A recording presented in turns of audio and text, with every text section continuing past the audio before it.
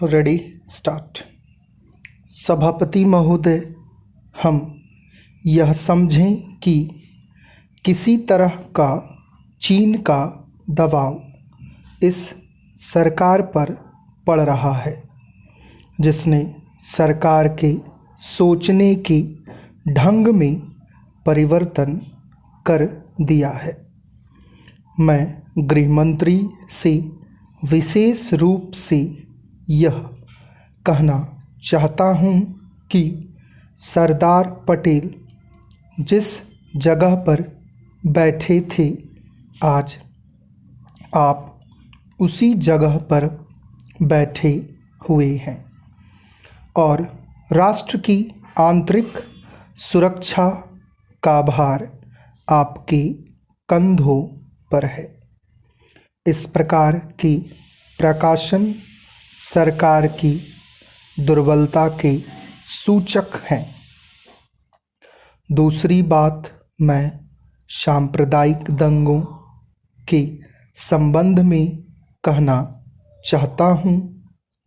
इन सांप्रदायिक दंगों से निश्चय ही हमारे देश की जो आंतरिक स्थिति है वह बिगड़ती जा रही है। दुनिया के दूसरे देशों में हमारा देश बदनाम हो रहा है।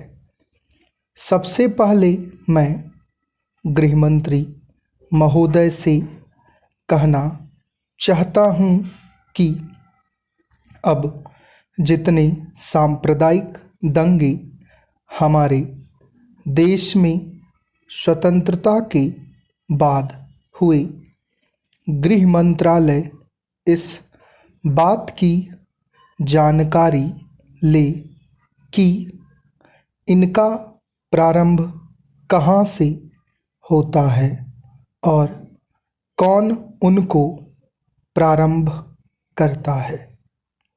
अगर इस देश का बहुमत उनको प्रारंभ करता है, तब तो मेरा कहना यह है कि बड़ी कड़ाई के साथ उन पर काबू किया जाना चाहिए।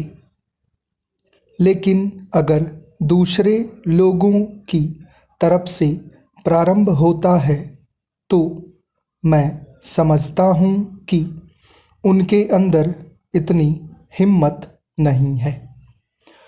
जब वे जानते हैं कि इसका परिणाम यह होगा कि हमको और हमारे दूसरे सहयोगियों को चोट लग सकती है, फिर भी वे इसका प्रारंभ करें, तो मुझे ऐसा लगता है कि कोई तीसरी शक्ति अवश्य है जो आज भी 5 दशकों के पश्चात हमारे सामाजिक जीवन को दुखी बनाना चाहती है।